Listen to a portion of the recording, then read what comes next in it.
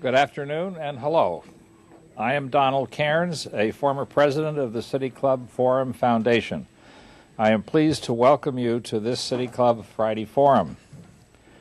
Perhaps no issue has been more challenging in recent years for our community and others across the country than concerns about reforming our school systems. The last decade has seen numerous studies, plans, news articles, editorials, changes in leadership, legislative and legal wrangling, all of which has brought us to where, for better or worse, we are today. If recent news articles are correct, we could be on the doorstep of agreements between the teachers' union and the Cleveland Metropolitan School District, which could have profound and lasting effects on the system and the 5,300 teachers and support services who work in the classrooms and the district every day. CMSD is the only school district in Ohio that is under the direct control of the mayor of Cleveland and the indirect control of the Ohio legislature. We have read that talks between the mayor and our speaker today are moving closer to agreements. Over the past years, we have heard from this podium a number of speakers who have provided opportunity to look at the issue of education reform from many perspectives. A little more than a year ago, Ron Richard presented a cogent and passionate appeal about what he saw as the critical path ahead. The City Club welcomed CMSD CEO Eric Gordon and Mayor Frank Jackson, as well as former Washington, D.C. Superintendent Michelle Rhee, Teach for America's Wendy Kopp, and Diane Ravitch. Today, in what could not be a more timely program, we welcome David Quolke, president of the Cleveland Teachers Union. David has led the Cleveland teachers for almost 5 years through these very turbulent times. Prior to taking over as head of the Teachers Union, David was in the classroom working with blind and visually impaired students and is a passionate advocate for students with disabilities. He is also passionate, as I'm sure we will hear, about the difficult work of his fellow teachers. Please give a warm City Club welcome to the president of the Cleveland Teachers Union, David Quolke.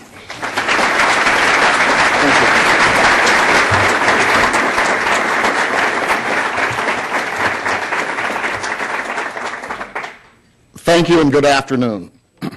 I appreciate you spending part of your Friday here today with me.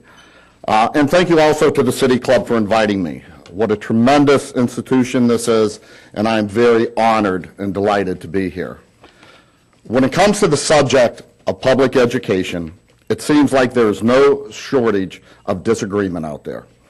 I really think the subject sparks strong and passionate debate because we all know how vital public education is.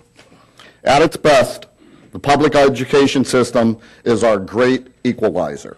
It provides all children who walk through its doors an opportunity to not only dream their dreams, but to make their dreams come true.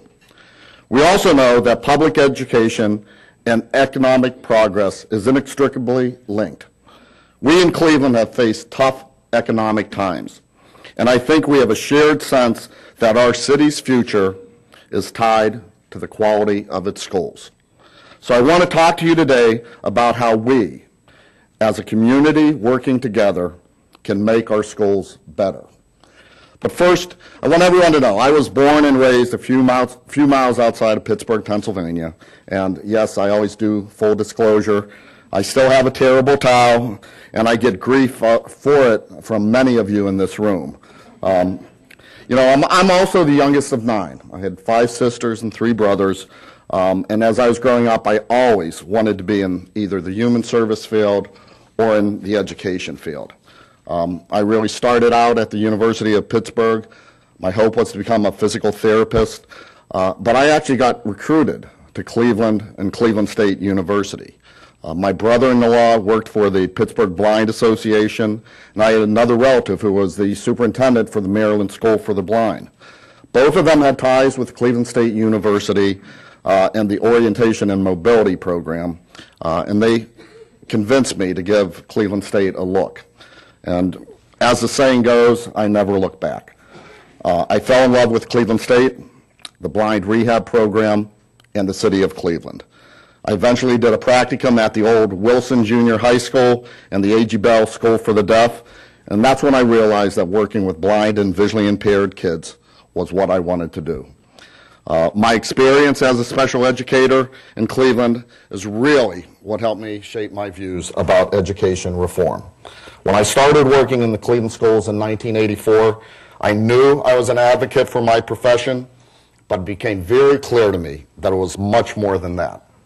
My colleagues and I were the professional advocates for kids, and the work we did with our students, their parents, advocacy groups, community groups, and social service agencies, the collaboration with all stakeholders was the key to making a difference in the lives of these kids.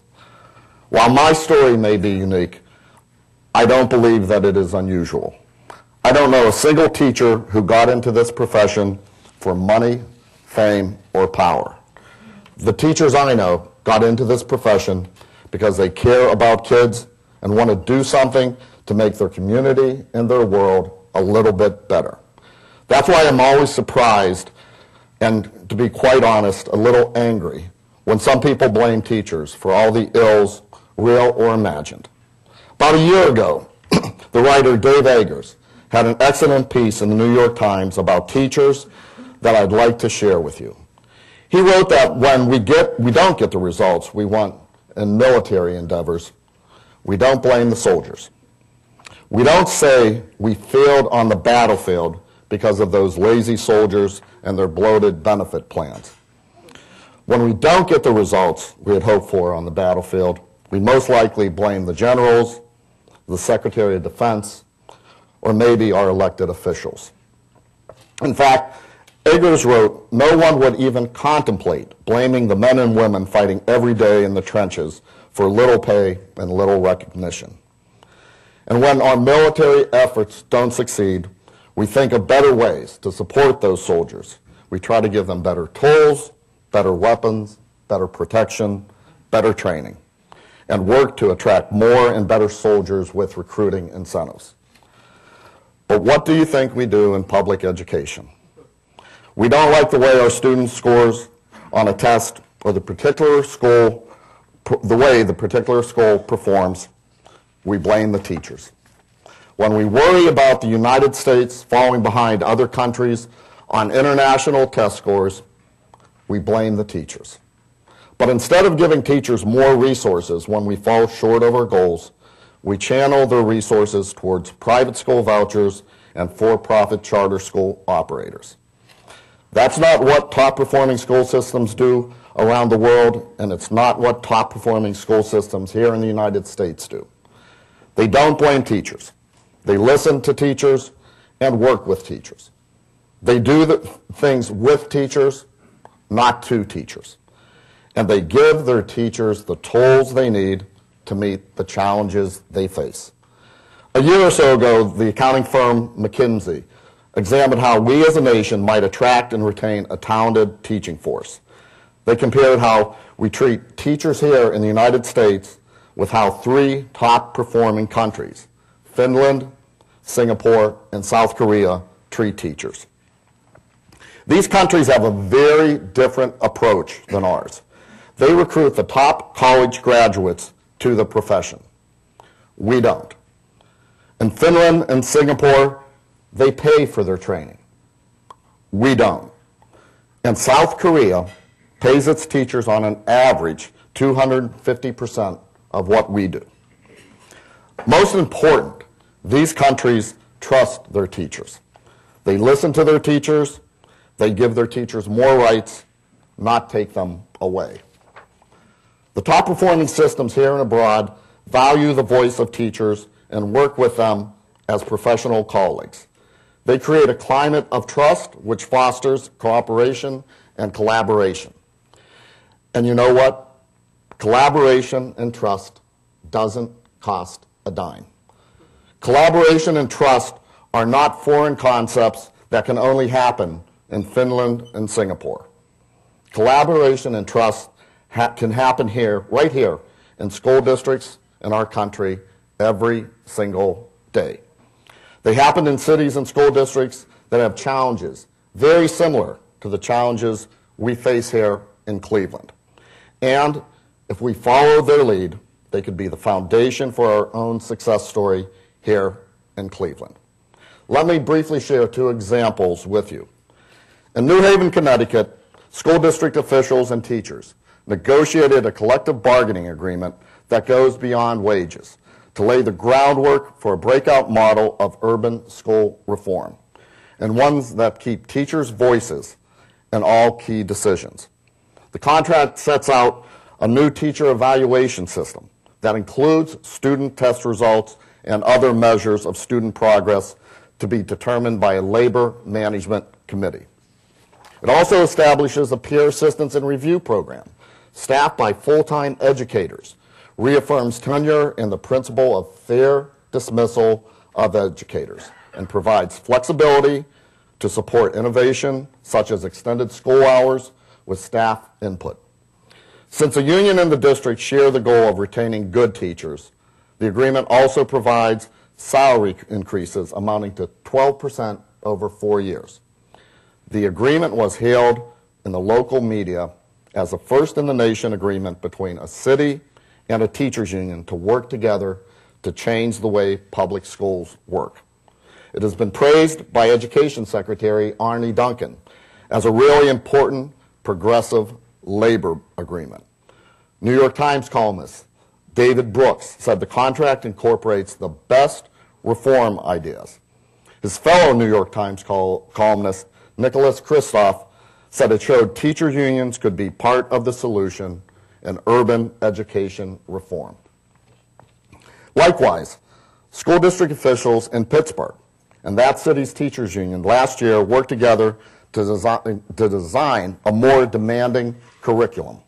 They improved the staffing process at new schools and elevated the quality of teaching by overhauling teacher evaluations to make them fairer and more rigorous. Pittsburgh has a labor management relationship based on trust and respect, and a laser-like focus on student achievement. Their collaborative approach is further enhanced by renewed public support for Pittsburgh's public schools. As was the case in New Haven, others noticed Pittsburgh's successful collaboration and rewarded it. The teachers union worked closely with the district to apply for and receive a $40 million grant from the Gates Foundation to support the reform efforts. These two contracts are about finding common ground, common purpose, breaking down walls, and doing things differently. And in both cases, collective bargaining was a powerful vehicle to turn reform into reality. And you know what? We are already doing this collaborative work right here in Cleveland. We in the Cleveland Teachers Union waived contract provisions to help implement the district's plan to turn around struggling schools. And we brought in resources from our parent organization, the American Federation of Teachers, that supported research-based reform to make poor-performing schools better. Those efforts led to improvements at 9 out of 10 of the schools. We also agreed at waivers at the district's 13 new and innovative schools. Our teacher-driven peer assistance and review program has helped struggling colleagues improve their skills and eases ineffective teachers out of the profession. It has resulted in more teacher dismissals in the past 2 years than the old principal-directed evaluation system yielded in the previous 10. Let me repeat that because we hear a lot about this notion that the union protects bad teachers. Our teacher-driven peer assistance and review program resulted in more teacher dismissals in the past 2 years than the old system yielded in the previous 10. Our Common Core Standards pilot program has been a model throughout the nation. We have worked collaboratively to develop a new teacher development and evaluation system for all educators. This new model includes multiple measures of teacher performance and student learning. The new system will evaluate teachers with evidence over the course of the entire school year, as opposed to the current system of drive-by evaluation. The system will improve teacher performance, aid growth and development, as well as enhance student learning. We have not turned a blind eye to the economic realities of this city and this school district. Over the last 2 years, our members have agreed to over $27 million in concessions. This school year, our concessions saved preschool, high school transportation, and other activities that directly impacted the students of Cleveland. Over the years, the Cleveland Teachers Union has been a consistent voice and at times the lone voice for adequate funding for smaller class sizes, for summer school and preschool, and all kinds of other things that benefits children. Fair, reasonable people cannot say these things constitute an obstacle to reform. Because collective bargaining isn't only a vehicle to protect employees' rights and ensure workplace fairness, it's a vehicle for both sides to improve teacher quality, ensure school improvements, and establish rigorous academic standards. Now, have you heard of the mayor's plan for Cleveland schools? Let me be clear. From the day the plan was announced, we have supported many elements of Mayor Jackson's plan. In fact, many of them are ideas we have supported for years. Like the mayor, we want to strengthen our district's college and career readiness programs. The Cleveland plan seeks to increase the number of high school students in pre-graduation programs, as well as to partner with local businesses to better prepare students for careers and expand our vocational and technical programs. Like the mayor, we believe high-quality preschool education is absolutely essential to the success of our city's children. The investment would pay off enormously in the next decade. Research is clear. High-quality preschool programs are among the best and cheapest investments we can make for academic improvement. And like the mayor, we have supported giving our schools greater autonomy and moving away from the current centralized top-down management approach that now exists. Schools would be given greater flexibility and be held accountable in return. They would be granted more authority to run their buildings free from bureaucratic interference. And like Mayor Jackson, we have long argued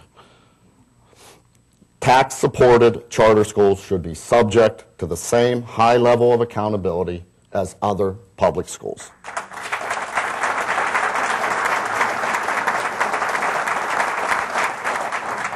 We need to especially close the loopholes that allow bad charter schools to close, then reopen under different sponsorship.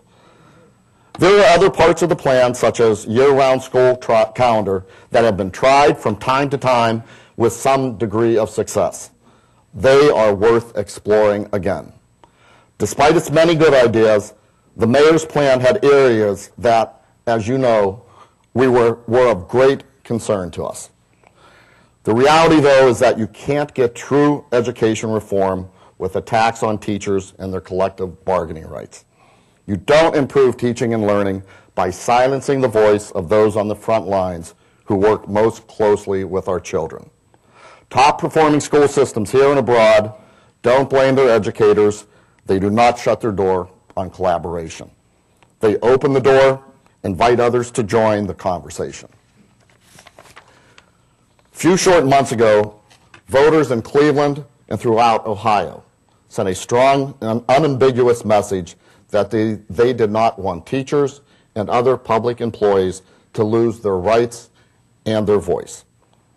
We also remain concerned about what the plan doesn't say. The plan many times references our district's financial difficulties, but it is silent to the issue of asking for new state revenue. Since the year 2000, state funding to the Cleveland schools had an effective drop of 30%. While it's true enrollment has declined, that doesn't explain an effective drop of that size. This is not unique to Cleveland. Since the Durrell funding case was dropped in 2002, state funding has dropped 15% relative to inflation. At the same time, money going to charter schools has more than doubled. But the most important omission in the mayor's plan was the fact that educators, parents, and much of the community were left out of it. Yet, we have gone to the table with the mayor to do the hard work of improving educational outcomes in Cleveland. Our mission has always been a quality educator in every classroom and a free, fair, and quality public education for all children. As we continue to work with the mayor and the CEO, we continue to build momentum toward our common goals. We continue an open and honest dialogue and will continue to work together next week. Personally, I do not believe that reform could or should be mandated in state law. I believe that when like-minded adults come to the table with sleeves rolled up, reform can happen without going to the State House. The Cleveland Teacher Union, though, never turns its back on an opportunity to improve educational outcomes for students, no matter what the timing is. In city after city, we have seen that better relations among adults leads to better results for students. It takes trust, collaboration, and a lot of hard work to accomplish real and sustained reform. Doesn't just magically happen.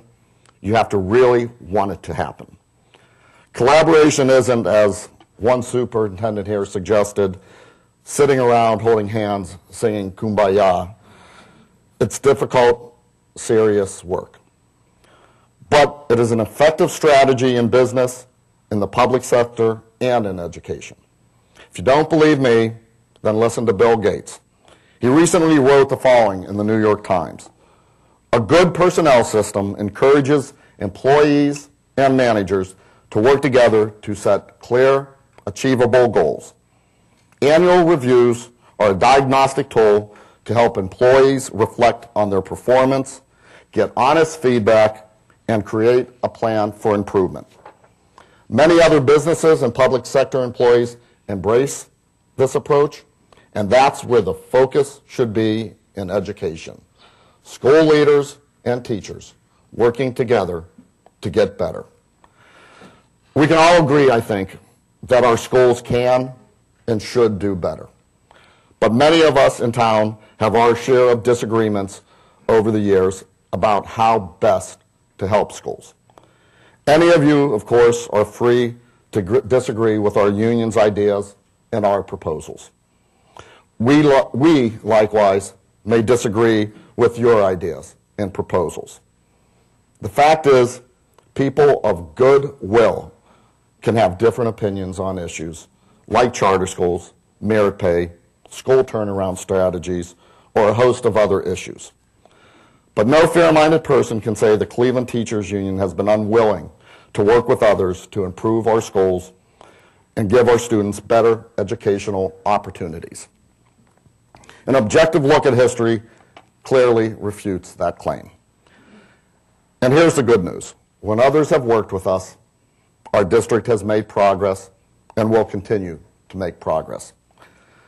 We in the Cleveland Teachers Union stand ready to work with any partner who is willing to work with us. That has been our position, it remains our position, and it will continue to be our position. Like many of you, I am a very busy person, but when I think about it, my job really boils down to two things. First, I do the very best to represent hardworking teachers and other education professionals in our district, and I make no apology for that. Second, and no less important, I do my best to make sure our unions work to improve the educational opportunities for all of the children, young adults, and families we serve. The two goals cannot be separated, and they are in no way mutually exclusive. Teachers don't want low-performing schools. Teachers don't want to work beside ineffective teachers. It's our profession. We take pride in it, and trust me, we teachers are our profession's toughest critic. Never forget that we are teachers. We chose this profession and have devoted our lives to public education. We don't run the schools, but we do our absolute best each and every day to make them better. It's not that we're smarter than anybody else. It's that we are on the front lines and we work most closely with the students and their families. That's why we believe our voices should be listened to and that our opinions and input should be valued. As I said, when the voice of teachers have been part of collaboration in Cleveland, good things have happened. When the opinions of those who work on the front line with children each and every day are taken into account, schools improve. So, as we work with the mayor and others, this seems like a good point in time to suggest a new path forward for the future. We need a new way to do business, a new way for adults to work together on behalf of our children. We are suggesting a path in which we do things with teachers, not to teachers, a path in which we ask parents, not tell parents. You know, so much of the education debate in this country has grown divisive and unproductive. You've probably heard it, and I'm sure you're as tired of it as I am. Because adults fight, our children and our teachers are still in school every day. There is no pause button on a child's education. This year I'm mentoring a 6th grader. And when I met with him first, he was about this tall, a little taller than me. In the few short months I've worked with him, he's now about a full head taller. He stands 6'2" now. You know, growing that much should be the only pains that he has. But unfortunately, it's not. He worries about the fact that his father lost his job, the problems and trouble that his older sister is having. He worries about having to move and go to a new school, and he worries about what his opportunities will be as he gets older. He loves being in school. It's this young man, it's his classmates, his teachers, all of the adults he comes in contact with that we are working for every day.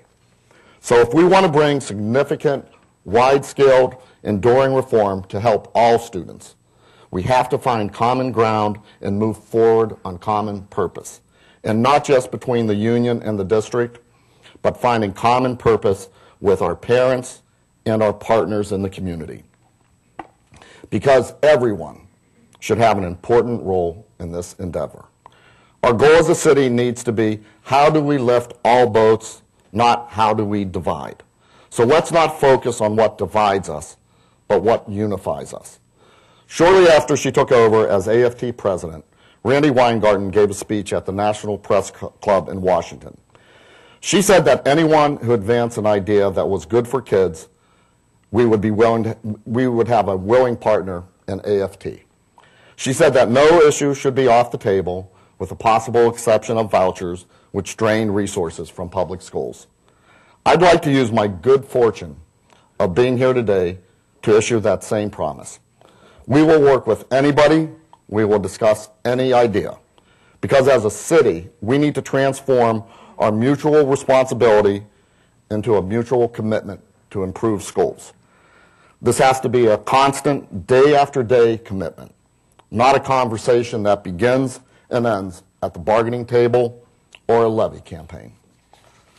As Randy often says, much of what's in a contract is actually codified behavior that in a trusting relationship would never need to be codified. We have to change our relationships, and collective bargaining should be the tool to implement change to that relationship, because collective bargaining gives voice to those who work closest with kids. You know and I know that education doesn't happen in City Hall, in the State House, or in the halls of Congress. Real change in our schools won't occur just because politicians say it will. Every day, thousands of Cleveland educators in schools all around the city are helping our next generation of children master math, reading, history, music, art, and a host of other skills. They help a child who has a toothache or a bloody nose. They sit with a child whose parent has lost a job, whose family has lost a home, or a child who has been bullied in the playground. They get up early, they go to bed late. They correct papers after their own children have gone to bed. They take money out of their own pocket to give a hungry child something to eat or to decorate their classrooms so it's a brighter and more pleasant place for kids to spend their day. The truth is, our teachers bring everything they have to one of the most important and honorable jobs in the world. But as good as they are, they cannot do it alone. Hillary Clinton made famous the saying that it takes a village to raise a child. Well, I would add that it takes a community to educate one. But it takes the kind of community that truly works together. It takes the kind of community that listens to one another and values what all stakeholders have to say. It takes the kind of community that chooses collaboration over conflict, honest dialogue, and openness over backroom deals.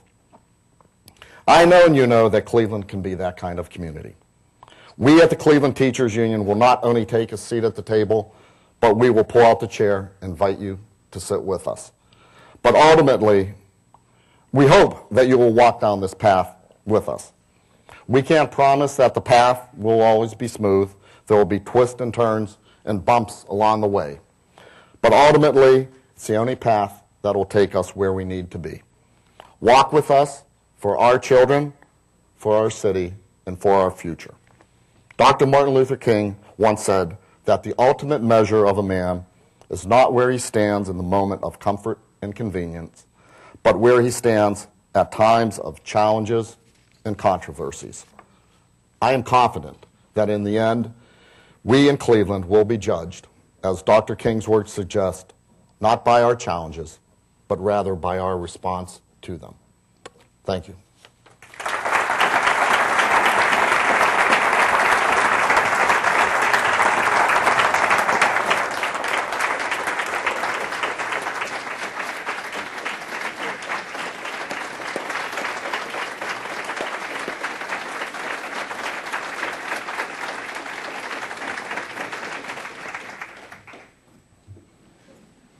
Today at the City Club of Cleveland, we are listening to a Friday forum featuring David Quolke, President of the Cleveland Teachers Union. We will return to our speaker momentarily for the traditional City Club questions. We welcome questions from members, guests, and Twitter fans. Please formulate your questions now, and please remember to be brief and to the point.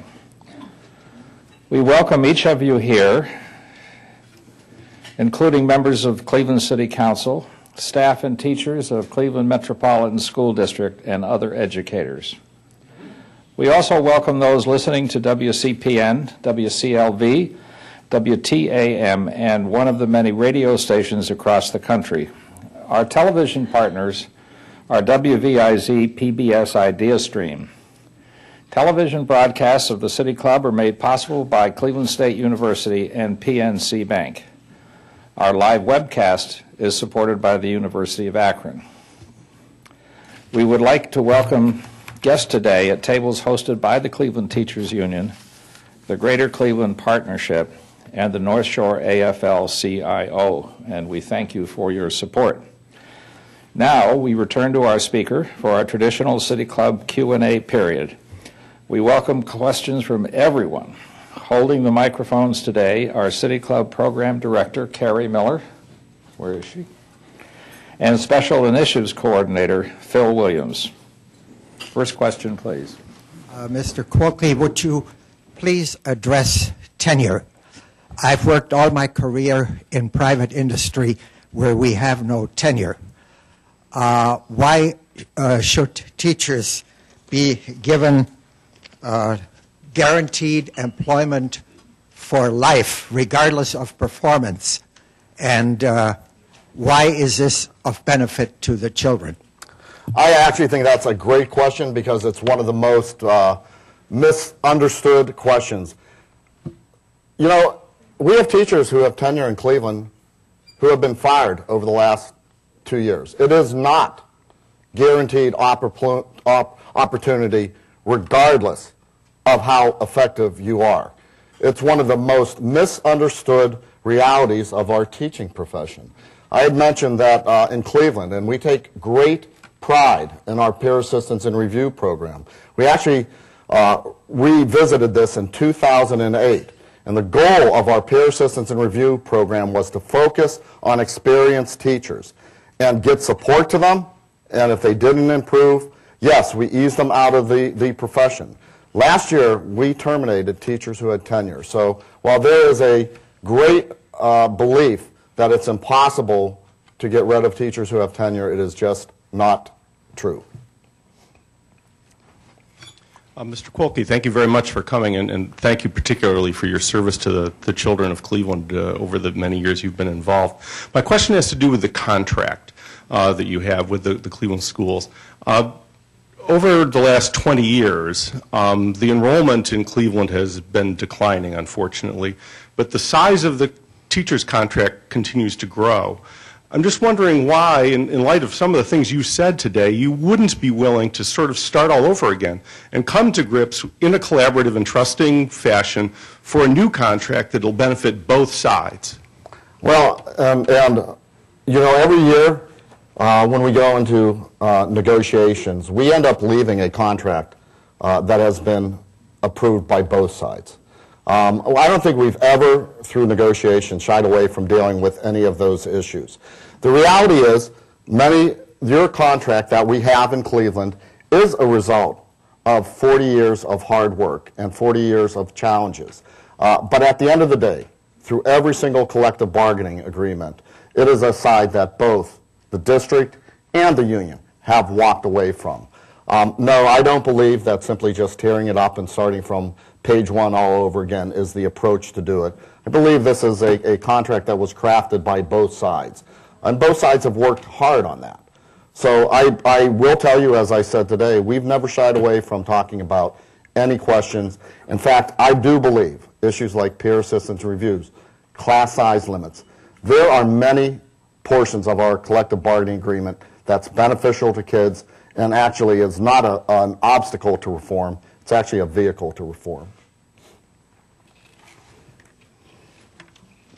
In your talk today, you did mention charter schools, and my question is, to what extent, as I understand it, the mayor's program wants to increase the involvement of Cleveland public school children in charter schools.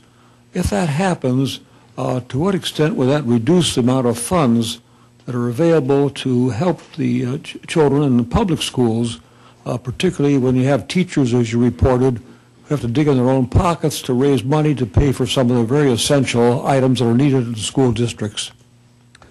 You know, how local property tax dollars gets shared with charter schools is a very big concern of ours. But I think perhaps what's more important is this notion of charter school accountability and quality charter schools. You know, people have often said that the union is opposed to charter schools, and, you know, that is also not accurate. Al Shanker, who was a past president of the American Federation of Teachers, actually once championed charter schools. The issue, I think, that has to be dealt with is accountability for charter schools. How do you close bad charter schools? That is, I believe, more critical. We in Ohio, I believe, have legislation that unfortunately allows and benefits too many bad charter schools. The district, and I will, you know, up here give them credit. They made a very strong, conscious effort that when they sponsor charter schools, they are only sponsoring quality charter schools that are high performing. And I will tell you, as a union president, I would very much love to organize those charter schools and will work very hard to do so. But the issue, the bigger issue, is accountability for charter schools and making sure that we are only focusing on quality charter schools. And I believe The poor performing charter schools have been a bigger drain of public taxpayer dollars, and something that we need to get our hands around. Yes, I am aware that free public education was not always available to American families and children. And I wonder if you could take just briefly remind us of how we got free public education in this country, when that occurred, and was that a struggle? Because I worry about this trend toward privatizing our free public education in this country, and would like to be reminded of how we didn't always have it. I don't know all the history, but I will tell you, I believe both educators and families have fought for this notion of free public education. People don't often realize in Cleveland, I will give you our specific, how many services that we provide families. When they see a cost associated to educating a child in Cleveland, they don't realize that many cases through the doors are walking children with significant disabilities. We went through a very devastating layoff of nurses last year, and the nurses we had to put in individual schools because we were dealing with so many medically fragile children. When we talk about free public education, we are really reaching out not just to children who have disabilities, but English as a second language. And one of the things that Cleveland, I think, the issue of where we pay our funds for, one of the big issues, unlike many suburban districts, and it's unfortunate, Cleveland has to pay for its own police force because we do have discipline challenges in all our schools. We have school districts in the suburbs that children actually pay for their lunch. You know, in Cleveland, we're providing lunch for kids and providing breakfast because we know our kids need nutrition to start the day. So what we fight for around a free public education actually means a lot more in Cleveland because the challenges and the money in our investment, we don't see that all the time, but it really goes to give kids a start of their school day and deal with both those discipline problems and the challenges we have around kids with disabilities and English as a second language. Good afternoon, David. I want to, first of all, thank you for your poignant representation of what we as educators do every day. It really brought tears to my eyes to understand what you were saying and appreciate you letting everybody else know what we do. So thank you for that. There's an organization, a national organization called ALEC. It's a corporate funded organization, American Legislative Exchange Council. They're responsible for, part of their agenda is the voter ID laws that have disenfranchised minority and young voters, the shoot first, ask questions later law in Florida, the show me your papers in Arizona. And they're also, part of their agenda is privatizing public education and destroying unions. Could you please just comment on ALEC? Well, I think, and I know from our national parent group, the American Federation of Teachers, they've been tracking a lot of similar legislation that have popped up in various states. And that has really been focused on by ALEC, and it seems like there's a consistent theme throughout the country in many of these states that we're seeing challenges and attacks not just on public education, but on the voter suppression type legislation. I think what's really important, and those of you who have known me and heard me speak, I use this quote, if you're not at the table, then you're probably on the menu. And you know, what I mean by that is that these discussions are occurring out there, okay? And they're occurring whether it's in ALEC or in different states with different stakeholders. In my speech today, what I tried to focus on is the fact that if we as a community aren't going to come together and start addressing these tough issues, and by that I do mean any issues, there are going to be groups out there like ALEC, and there are going to be legislators out there who want to jump on a bandwagon. Because when we have challenges in public education, we too often look to blame somebody, and we look for that silver bullet solution. It's not out there, and it really is hard work that is going to get us to address these issues. So before groups like ALEC or other groups that are going to be out there comes in with their proposed silver bullet solution that will fix it, will fix public education, we as a community and as our stakeholders need to come together and really do the hard work to figure out what's best for the city of Cleveland, our schools, our parents, and most importantly, our children. I was delighted to hear the collaborative tone of your remarks today.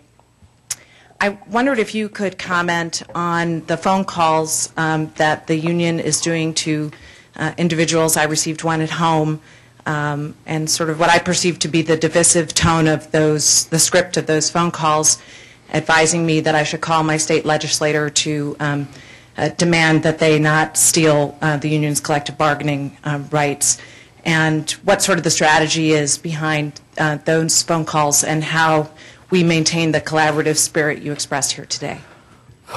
Good question. Well, let me tell you, when I was invited here about, was it about a month ago, the tone and the issues we were talking about, or not talking about, were very different. The issue of Fresh Start, which is something we certainly cannot support, was a very key component, and that was the tone. The last, I would say, 72 hours, there has been certainly a change in the tone. I won't take anything for granted, and I will tell you, we have been working very hard with the mayor and the CEO to try to come to a resolution. I'm not naive enough to know, I've watched the legislative process over the past few years. There has been legislation that could reappear at last minute. What I'm hoping for is the goodwill and the hard work that members of the CTU, members of the mayor's team have done over the last 48 hours is something that we can really finalize and have a good dialogue next week. But the reality is it's still going to take voters in or vote of the legislation to either enact this, and that process could be changed. So we clearly our strategy is to engage our members, have them communicate with their legislators, and really voice what our strong oppositions were and will be. And that doesn't mean that in another month or two, as this process winds down, we may see challenges that reappear. Can you briefly highlight CTU's position on seniority and merit pay? In terms of merit pay, just 2 months ago, and we don't call it merit pay. You know, I do not believe that you know, especially in Cleveland, that it is based on how a child performs one day out of 185 days is how a child you as a teacher should be compensated. But listen, the reality is there are different ways to compensate teachers. We've already done that. In Cleveland, we've had a program, we did it through our Teacher Incentive Fund. And there was a federal incentive grant to compensate teachers for student test scores. And we based it on a school-based compensation system. So schools got basically rewarded if their scores improved. So it isn't an issue that we haven't discussed. But I don't think it's an all or none type of approach. And the issues of differentiated compensation, which is the term we use, is something that we're willing to explore. How you do that and how you get to that agreement, that's where that bumpy road is along the way. In terms of seniority, all of you who have followed this, and we've actually had discussions about this, know that we've de-emphasized seniority over the past 4 years. We've actually de-emphasized how our seniority-based transfers occur, and we replaced that with an interview process. We emphasize what we call voluntary transfers, which isn't seniority-based. This is where schools are given greater autonomy, given greater flexibility of selecting staff, and we did that in many of our innovative schools. So the issue really isn't, is it one way or another? We've explored many different ways to do that. The question is, you want to make sure you do it well and you do it fairly. Thank you for speaking with us. Between the ages of 12 and 14, the Cleveland Public Schools and the families appear to lose a percentage of children to juvenile court. How is the Cleveland Public Schools addressing this issue, and is there any collaboration with juvenile court to kind of get these kids back on track? Not a simple answer to that question. Listen, I want to tell you, I think one of the biggest challenges we have is really, and everybody in this room will know it, our middle grade years. That's when we see many children who take that jump into the criminal justice system. This is really one where, in terms of stakeholders coming together, we really have to do it. We actually have teachers who work at the Justice Center. So there is an interaction, but it's not the interaction which I would say is preventative. You know, it is really reactive to the challenges we have. I believe what is critical, and if those of you remember the tragedy at Success Tech a number of years ago, that tragedy launched what we call our humanware process that we have in Cleveland. And we're really starting to dig down deep in terms of the early grades around social emotional learning. We've ignored it for so many years, and we've now begun this process, and we've got funding from the Novo Foundation, I believe a lot of our local funders. The key is really getting into working with each of these children and their families on a school-based initiative so that we can early identify warning signals. Because right now, if you do nothing, we're simply going to be reacting, and that is just going to, that's not a solution. That's simply a reaction to a problem that we know exists. Thank you, Mr. Quolke. Yesterday, the mayor introduced that he would be putting a levy on the ballot, and considering that a lot of our schools are over 100 years old, could you please address the issue that many times we hear throwing money at schools isn't going to fix the solution or isn't going to fix the problem? Could you address that? Well, listen, I believe, and I've been an advocate that we should have had a levy on the ballot years ago. There's two issues. The issue is, do you think we have the proper school funding mechanism that is adequate? And I think everybody says no to that answer. You know, it's good to hear that the state legislature is going to take up school funding next year. But the reality is we've known in Cleveland for a long time that the cards we're dealt with, which is the current way we fund schools, and that's our property tax levy. Yes, I do think we need them. I don't think it's throwing money away. I think if you can walk into every single one of our schools, you are going to see great things happening. You know, do we do it enough? No. We have a 63% graduation rate. When we started Mayor Control, I believe 12 years ago, it was 30%. 63 isn't good, but we are making strides. What we've got to do is we've got to make this sustainable, and we've got to bring it to scale. And yes, we are going to need support from local tax dollars because that is the system we have. At the same time, we're going to have to challenge our legislators, and I see a number of them in this room here, to really work with us on finding a way to improve the school funding formula in Ohio.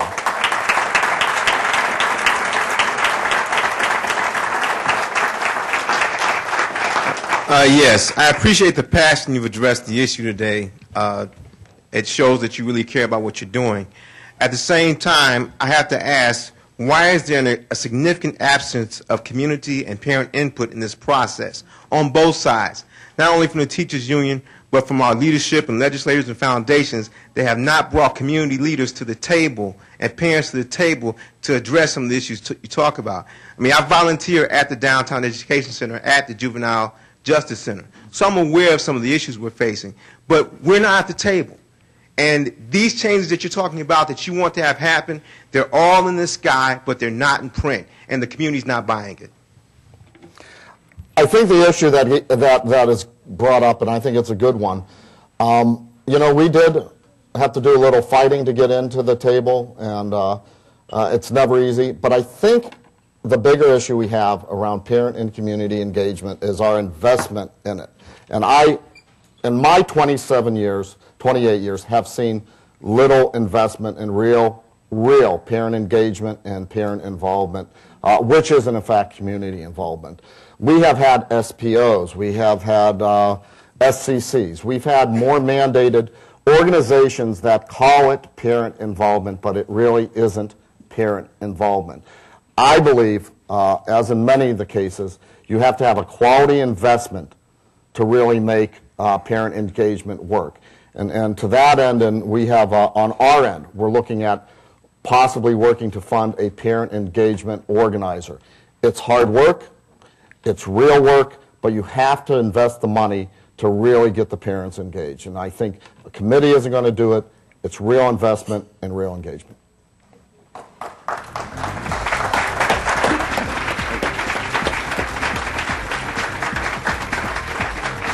Thank you very much. Have your seat. Today at the City Club of Cleveland, we have been listening to a Friday forum featuring Mr. David Quolke, President of the Cleveland Teachers Union.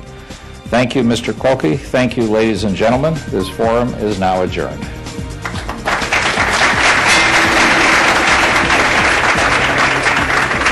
Our ritual. For information on upcoming speakers or for podcasts of the City Club, go to cityclub.org.